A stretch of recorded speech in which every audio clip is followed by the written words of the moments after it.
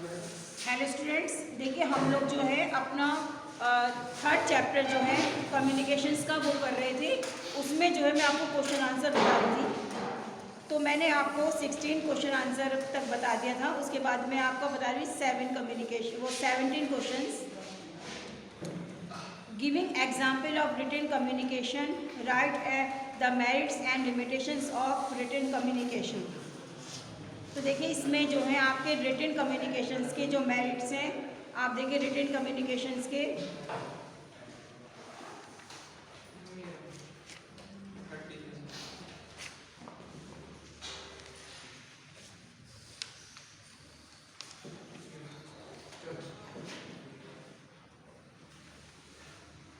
हाँ जी, written communications के आपके इसमें था merits and limitations of written communications. Silence, face to face, written forms of ये रहा लिमिट्स लिमिटेशंस। आप page number 23 open page number 23। और उसके बाद देखिए इन्होंने कहा है, आपसे पूछा है 17 में आपका मेरिट्स एंड लिमिटेशंस ऑफ जो है रिटन कम्युनिकेशन। तो रिटन कम्युनिकेशन पेज नंबर 23 में यहाँ पर देखिए features of written communications, features of written communication.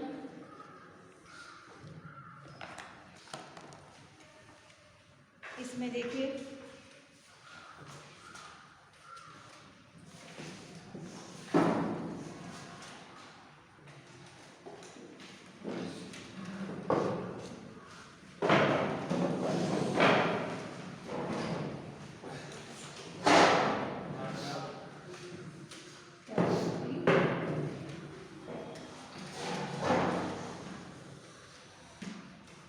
Question and answer. तो इसमें देखिए 17 का तो है ना, तो ये आपका आ गया। इसमें it can be repeatedly refers to, एक तो सबसे पहले ये ना छोटा छोटा आप लिख देंगे रिटन कम्युनिकेशंस के मेरिट्स एंड लिमिटेशंस। अब लिमिटेशंस में देखिए time consuming, quick clarification and feedback is not possible, involves a large number of people. यानी कि इसकी लिमिटेशंस हैं। लिमिटेशंस में time consuming, one of the major limitations of written communication is that it is time consuming. A letter may be take 2 or even 3-4 days to reach its destination. On the contrary, in oral communication through mechanical devices like the telephone and message instantly transmitted. अब वो कहते हैं कि written communication की limitations क्या होते हैं कि वो जो है हम जो लिमिटेशंस लेटर लिखते हैं तो उसको हार्डली पहुंचने में अपने डेस्टिनेशंस पर 3 या 4 दिन लग जाते हैं। और कोई ज़्यादा दूर का हो तो उसमें भी और भी ज़्यादा टाइम लग सकता है।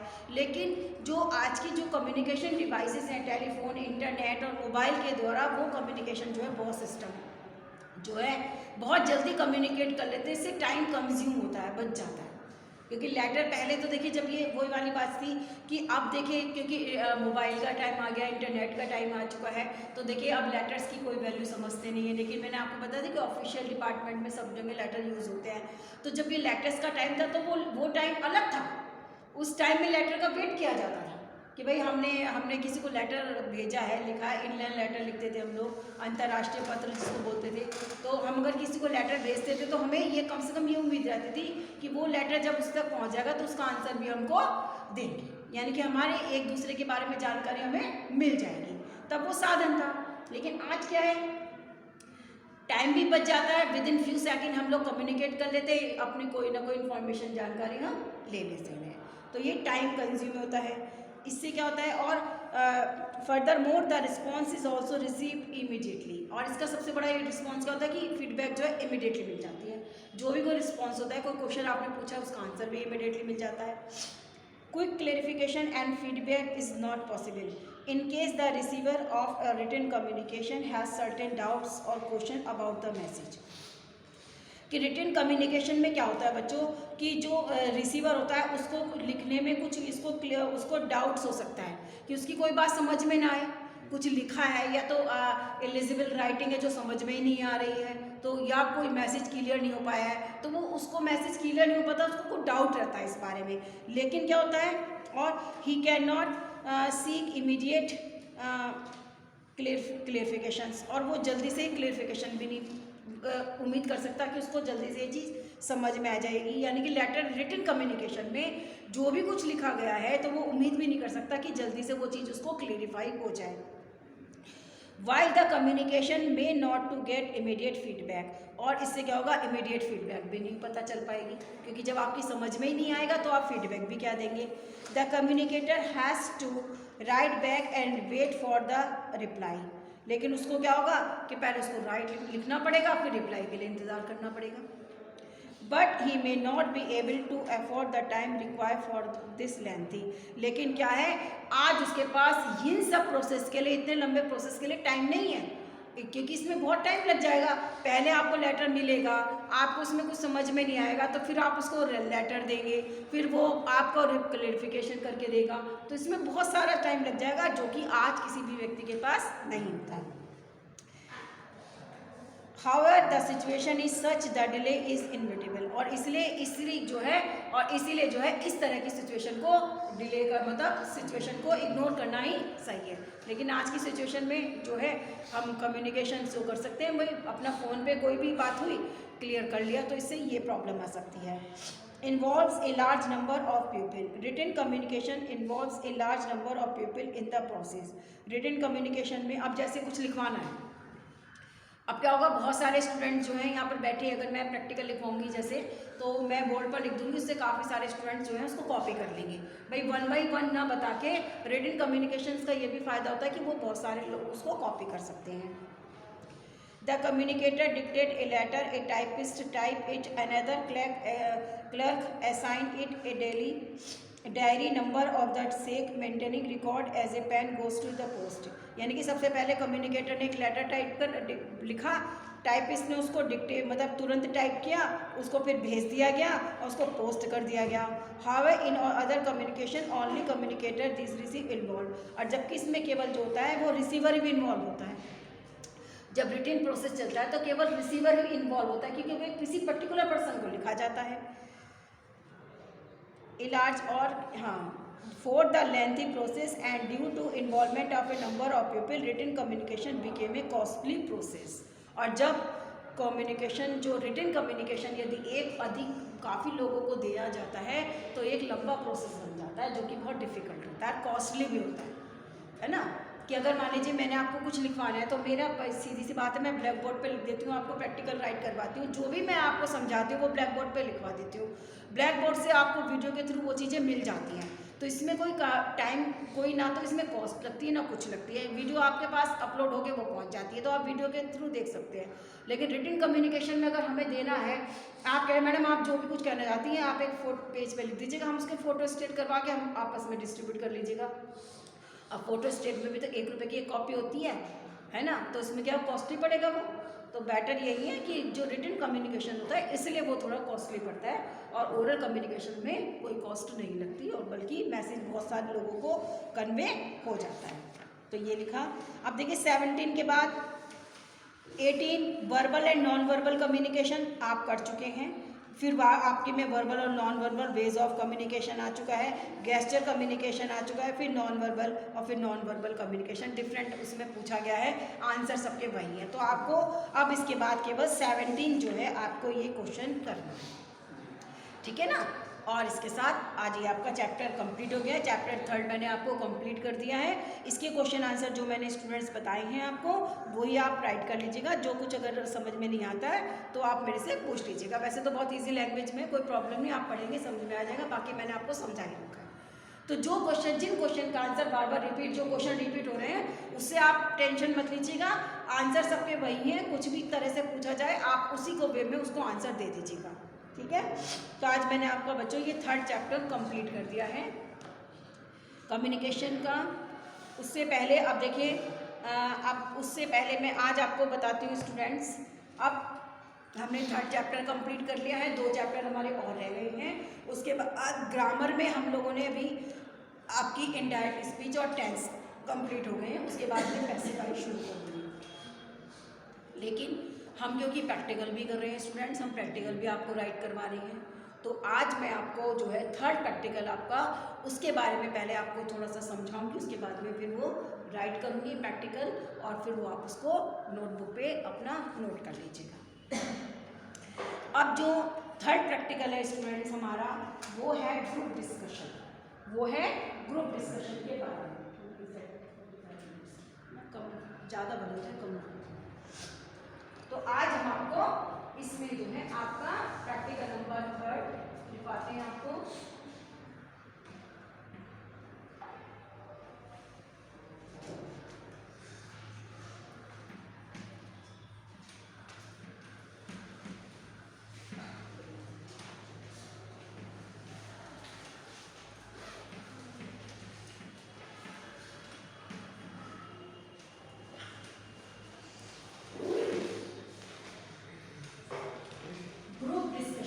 जिसको शॉर्ट फॉर्म में जीडी कहा जाता है।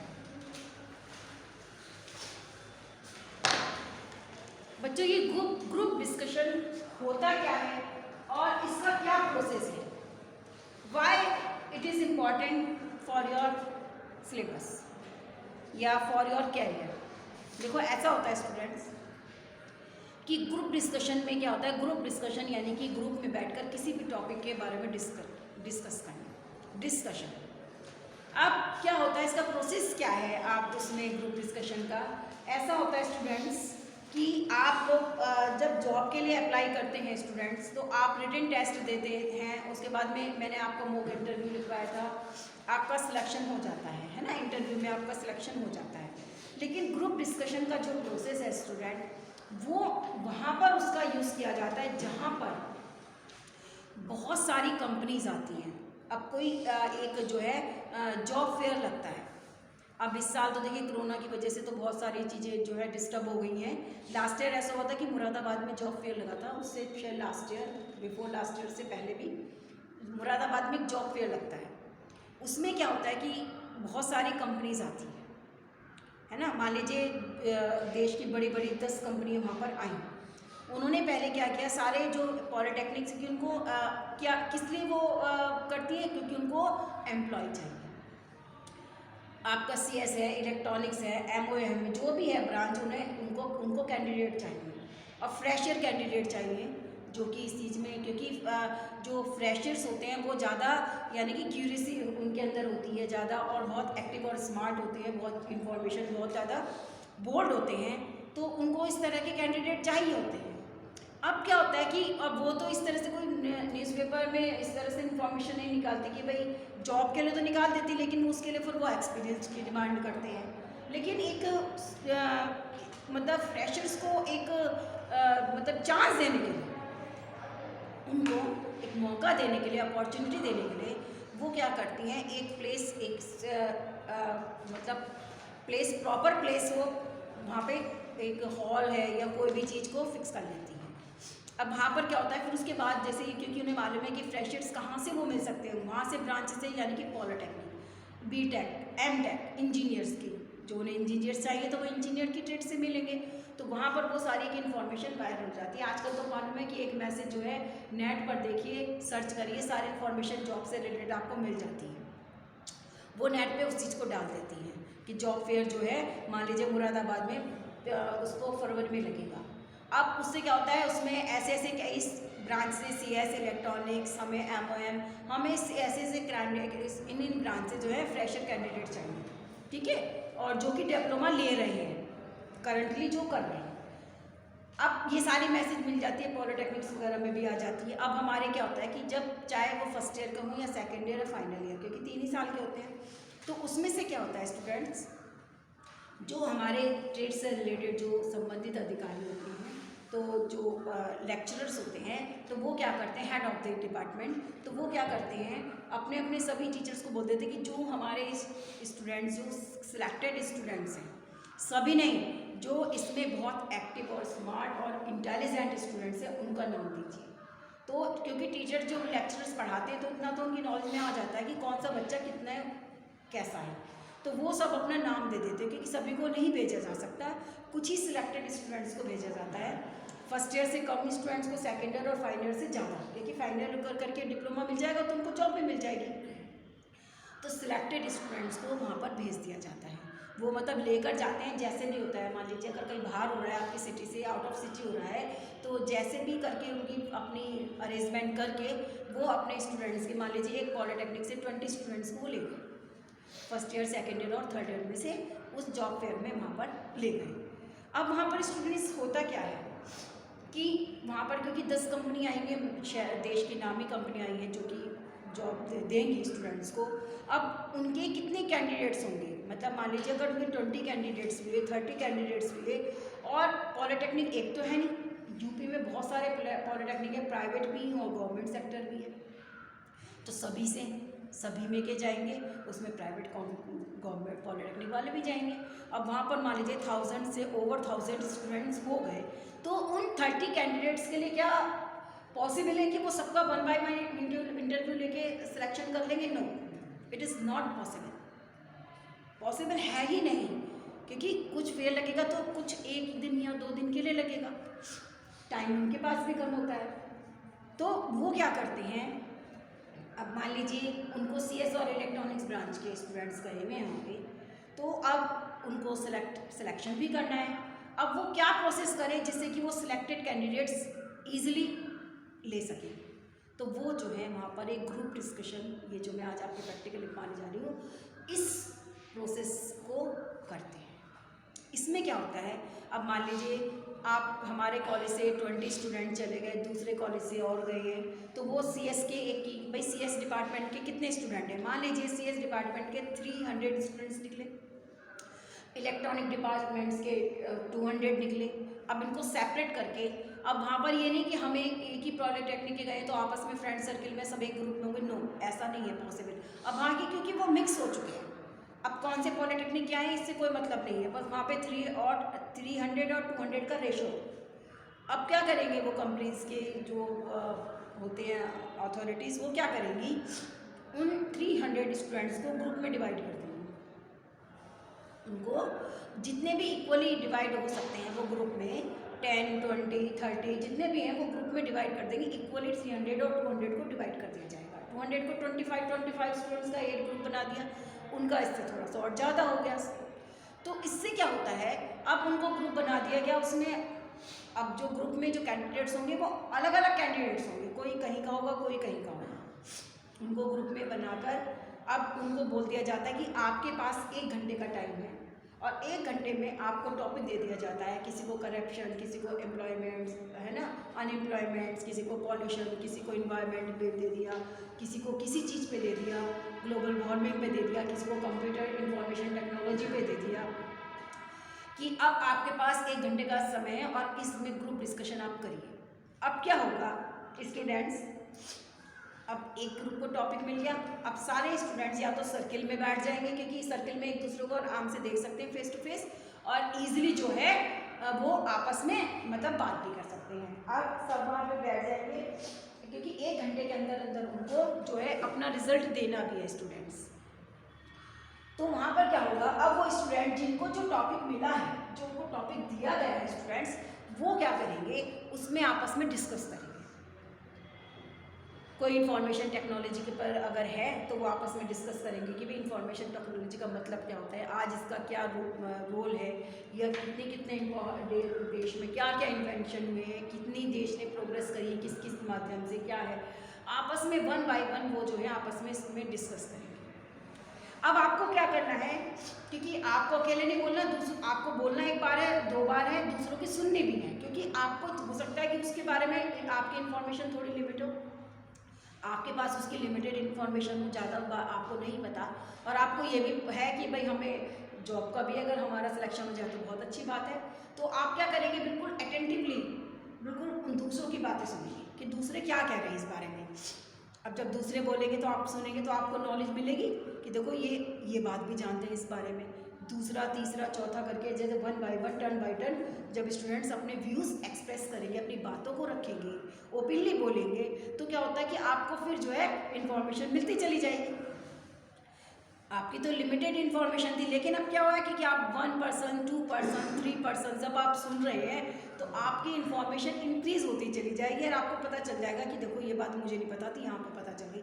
अब बिल्कुल साइलेंटली आप अपने माइंड में बैठ के एक स्पीच तैयार कर लेते हैं इन्फॉर्मेशन टेक्नोलॉजी पे, क्योंकि आपको मालूम है कि अब आपको स्पीच भी देनी पड़ेगी। ग्रुप डिस्कशन इसीलिए होता है कि 1 बाय 1 आपको स्पीच भी देनी है। अब स्पीच में सामने वाला जो बोल रहा है, जो भी कुछ उस बारे में बोल रहे हैं, तो वो आप पर डिपेंड करता है। आपकी ग्रिप पावर कितनी अच्छी, कैचिंग पावर कितनी अच्छी, मेमोरी कितनी शार्प है आपकी। रिटन वर्क कुछ नहीं होना, ओरली होगा। अब उसमें वो स्टूडेंट जो है जब अपने अपने व्यूज़ एक्सप्रेस कर रहे हैं किसी भी चीज़ के बारे में, जो टॉपिक के बारे में, अब आप 1 बाय 1 उसकी बातें सुन रहे हैं, उसको माइंड में अपना बिल्कुल सेट करते जा रहे हैं। स्पीच की आपने स्टार्टिंग कैसे करनी है, ये जो इन्होंने बात कही इसको कहाँ बोलना है, उन्होंने जो बात 4% ने कहा है उसने उसकी बात कहाँ रखनी है, 6% ने क्या कहा वो कहाँ रखनी है। आप सबकी सुन सुन के अपने माइंड में एक स्पीच तैयार कर लेंगे। इसी तरह से सब जैसे आप करेंगे वैसे और स्टूडेंट्स भी करेंगे। अब आपने एक स्पीच तैयार कर ली क्योंकि आपको मालूम है कि अब आपको उस टॉपिक पर बोलना है। अब क्या होगा, स्टूडेंट जब आपका टाइम ओवर हो जाएगा तो वो क्या करेंगे, या तो अपनी इच्छा से किसी भी अपनी ही उनकी, क्योंकि टाइम के सब टाइम के अकॉर्डिंग ही वर्क करते हैं, 1 बाय 1 ना चांस देके वो कुछ ही स्टूडेंट्स को बोलेंगे चलिए आपने क्या डिस्कस किया, ग्रुप डिस्कशन था, अब आप बोलिए। तो प्लेटफॉर्म पर वो स्टूडेंट्स खड़े होके जो टॉपिक उनको दिया गया था स्टूडेंट्स, उसके बारे में फिर वो अपनी स्पीच देंगे। कि सबसे पहले वही होता है कि good morning all of you करके, और sir I want to say something about this topic, है ना, दिस टॉपिक। फिर जो भी है आपको बोलना है फ्रैंकली, मतलब जो भी कुछ आपने तैयार किया है बिल्कुल बोलते चले जाइए। उससे क्या होगा, जो सामने वाले जो अब कंपनीज के जो ऑफिसर्स वगैरह होंगे, वो उन्होंने क्यों रखा, उन्होंने इसलिए रखा कि स्टूडेंट्स देखते हैं कि पहले जो स्टूडेंट्स हैं, एक तो उनके अंदर क्वालिटी कितनी है, मतलब उनके अंदर एबिलिटी कितनी है, उनकी कैचिंग पावर कितनी अच्छी थी, उन्होंने बोलने का प्रोनाउंसिएशंस कैसा है, बोलने की स्पीकिंग मैनर्स कैसे हैं, खड़े रहने के तरीके कैसे हैं, वो किस वे में बोल रहे हैं, कैसे बोल रहे हैं, फुल स्टॉप की जगह रुक रहे हैं या नहीं रुक रहे हैं, या ग्रामेटिकली कोई मिस्टेक अगर करते हैं तो वो इग्नोर कर देते हैं कि वो तो सबको मालूम है कि इतना कोई बच्चे शुरू से अंग्रेज नहीं होते। तो बोलना कैसे है, वो क्या बोल रहे हैं, बोलना इंग्लिश में होता है, हिंदी में नहीं बोलना होता, क्योंकि जॉब में आप कह रहे हैं ना कि इंग्लिश में ही बोलना होता है, सब्जेक्ट भी हमारा इंग्लिश का ही है, तो इंग्लिश में ही वहाँ पे आपको बोलना होगा। 1 बाय 1 करके जैसे टाइम के अकॉर्डिंग होता है, या 1 बाय 1 या कुछ सिलेक्टेड कैंडिडेट्स को, फिर वो सबकी सुनते हैं।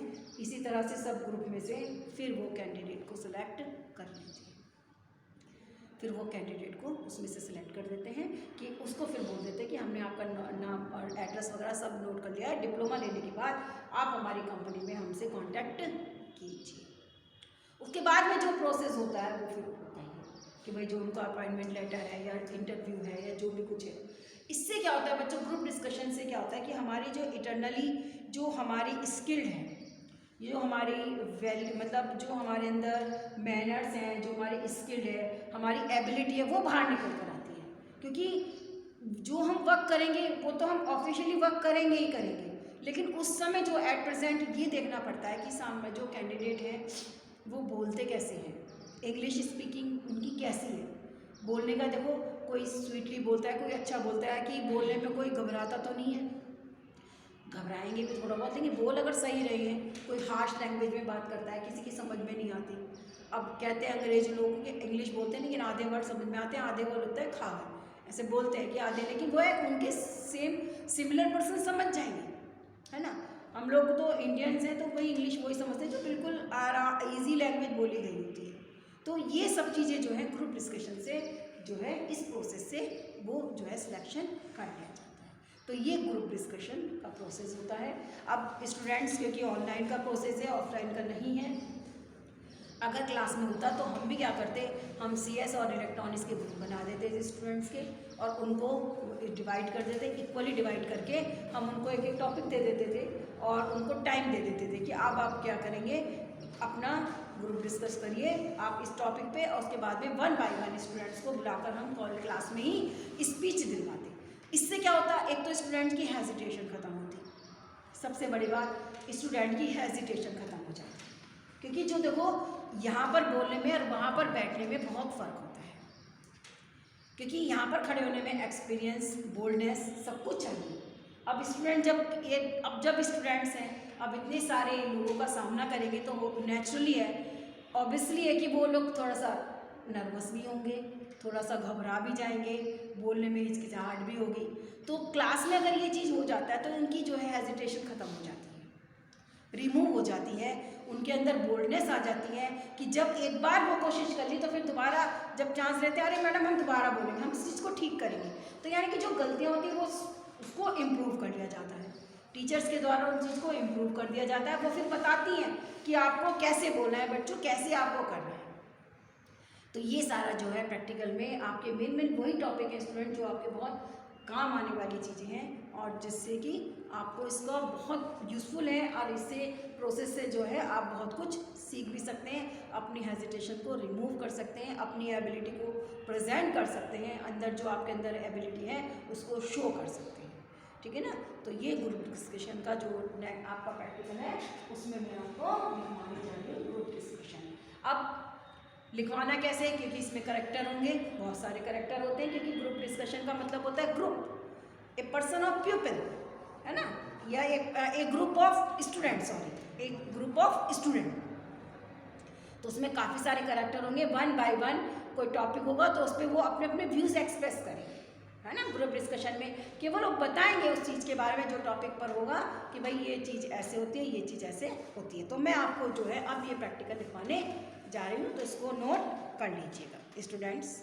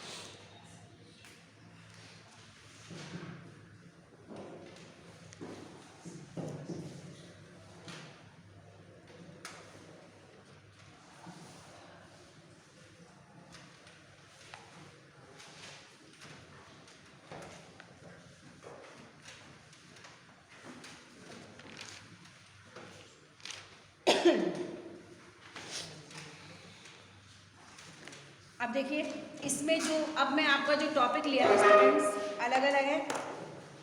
अब मैं ले रही हूँ करप्शन, ठीक है ना। करप्शन एक ऐसा टॉपिक है जो कि मोस्टली फेमस है इंडिया में, इंडिया को नाम ही इसी नाम से ज़्यादा होता है कि करप्शन बहुत ज़्यादा है। कितना भी इसको मतलब कम करने की कोशिश कर लें, लेकिन कहीं ना कहीं करप्शन होता है, हर डिपार्टमेंट में कुछ ना कुछ आप जानते हैं। तो हमारा जो टॉपिक होगा वो करप्शन है।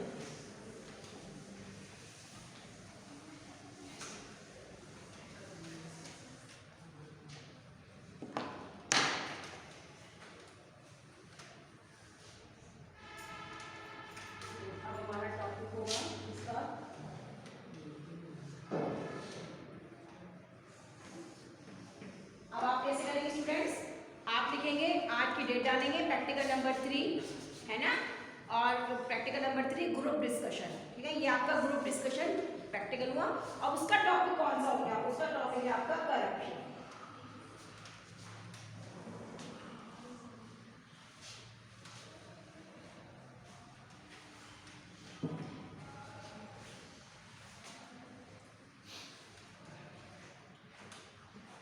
Corruption,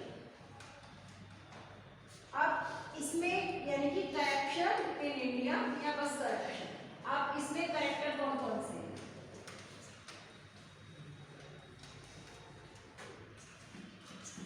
who are taking who are the participant in this topic?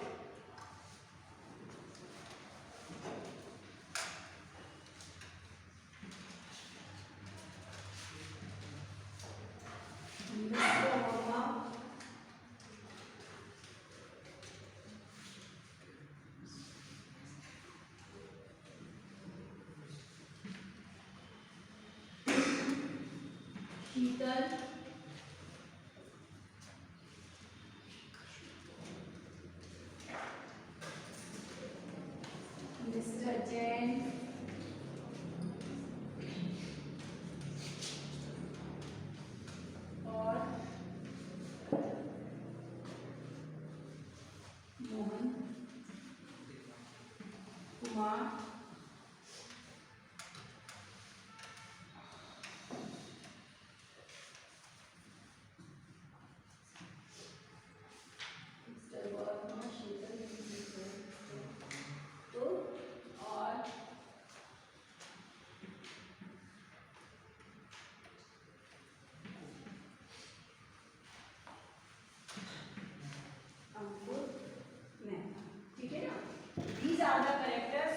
making participate in this topic, group discussions, है ना.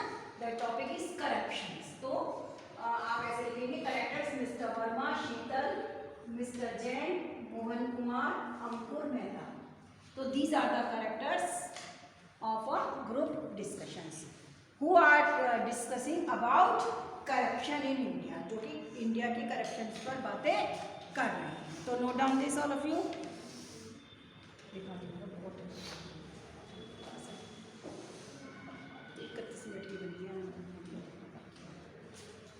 Note down this all of you. सब समझ में आ रहे हैं?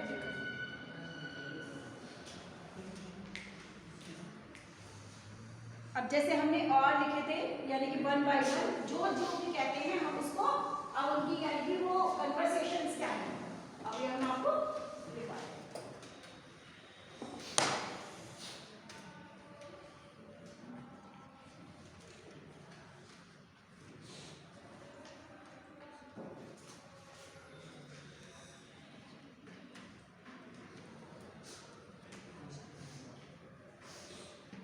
Mister who is starting conversation.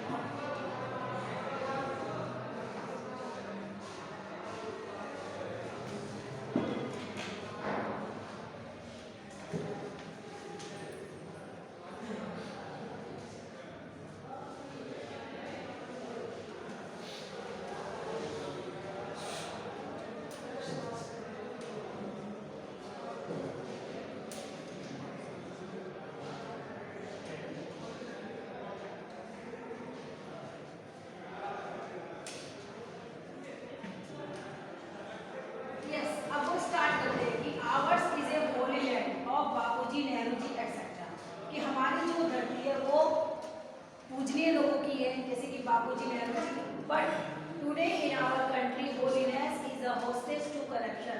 लेकिन आज जो है हमारे देश में जो ये पूजनीयता है वो करप्ट लोगों की बंधक बन चुकी है ना, उनकी प्रिजनर बन चुकी है. होलीनेस नहीं है ना.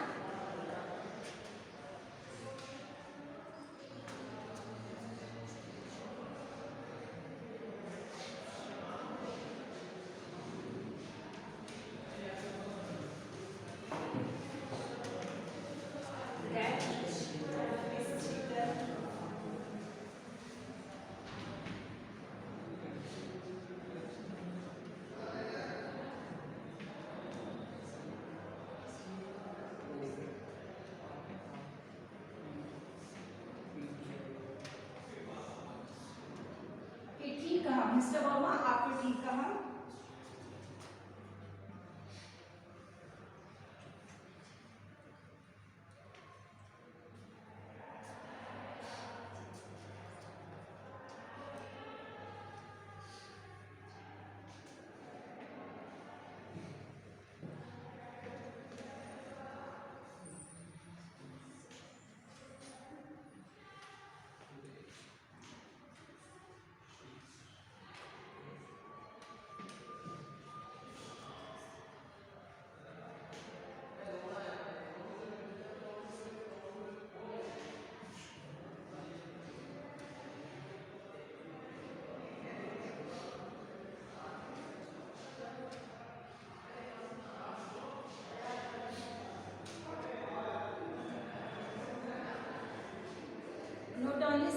देखेंगे इससे आगे हम, आप इसे नोट करिए। Mishite, well said, Mr. Verma. Today corruption has virtually become, इसके आगे मैं नेक्स्ट लिखूंगी, पहले आप इसे नोट डाउन कर लीजिएगा। Note down this.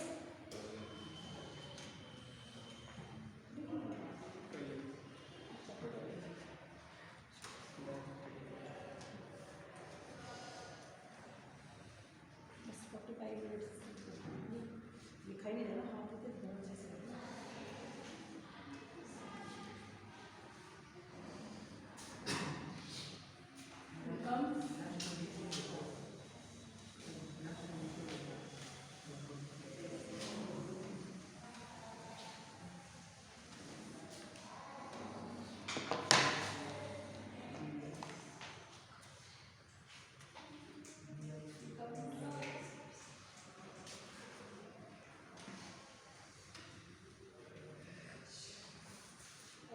much part of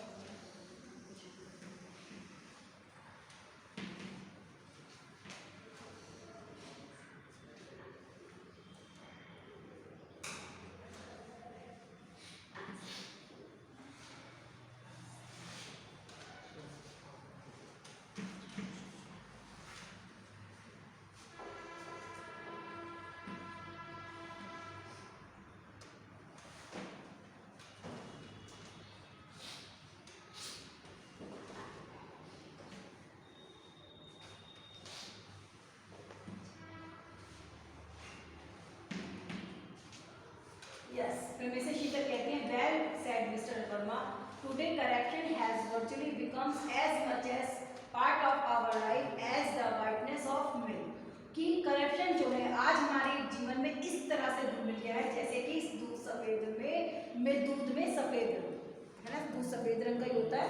तो यानी कि इस तरह से हमारे मतलब उसमें जो है पूरे सिस्टम में जो है करप्शन रच बस गया। Note down this.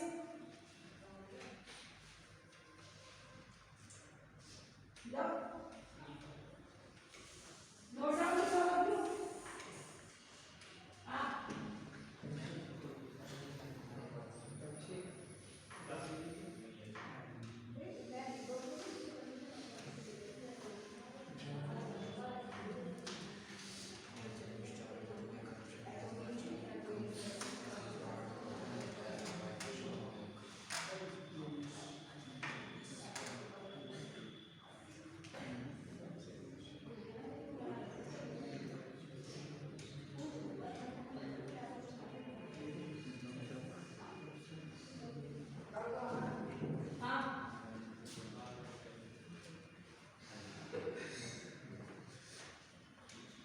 ठीक है स्टूडेंट्स, तो ये देखिए उनके व्यूज थे। अब नेक्स्ट एक उससे आगे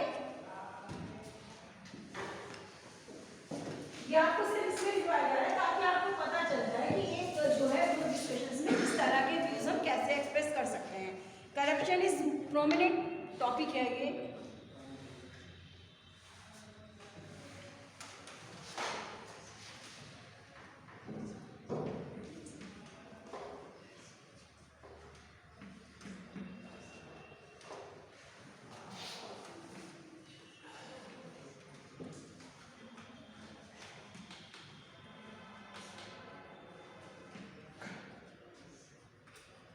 आप ठीक कह रहे हैं, you are right.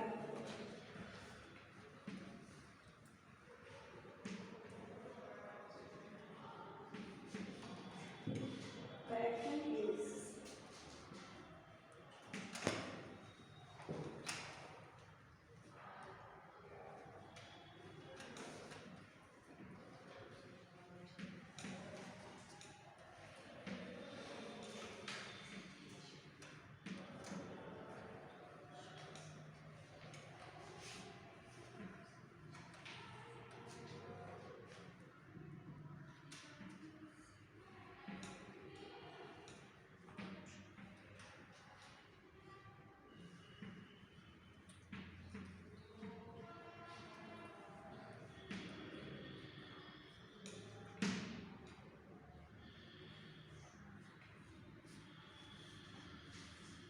Yes, corruption is rampant in all walks of life in India. कि जो करप्शन है वो जो है भारत के हर फील्ड में यानी कि जो है बहुत तेजी से दौड़ रहा है।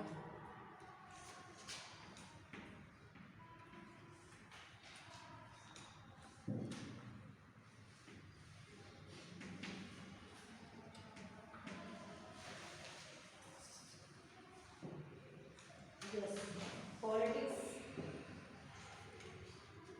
of course,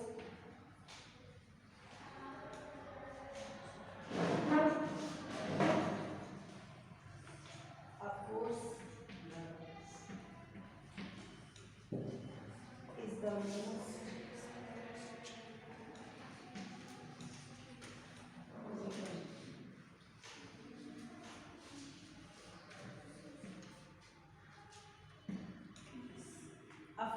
politics of course is the most important, यानी कि पॉलिटिक्स जो है इसका एग्जाम्पल है, बहुत ज़्यादा जो है करेक्ट।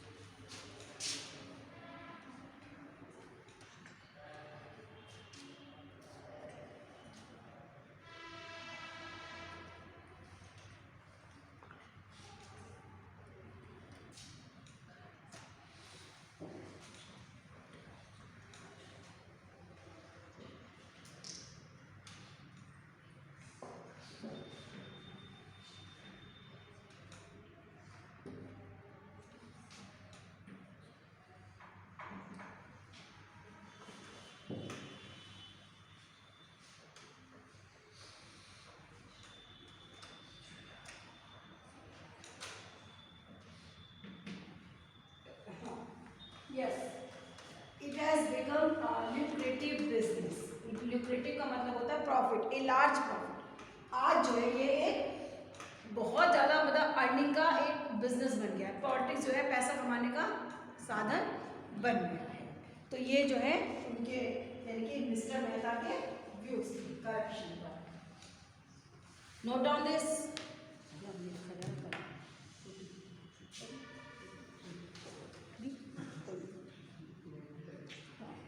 तो स्टूडेंट्स को नोट करिए, नोट कर लीजिएगा स्टूडेंट्स और इनको लिख लीजिएगा। नेक्स्ट इससे आगे का जो है हम आगे जो है आपका नेक्स्ट वीडियो में इसको राइट करवाएंगे, आप तक नोट कर लीजिएगा। तो ये आपकी नेक्स्ट वीडियो में ये आपका प्रैक्टिकल आपको जो है कंप्लीट हो जाएगा स्टूडेंट्स। इसके आगे का जो कन्वर्सेशन है लिखवाने से ही होगा कि आपको पता चल जाएगा कि करप्शन एक ऐसा टॉपिक है जिसपे कि मोस्टली आ सकता है।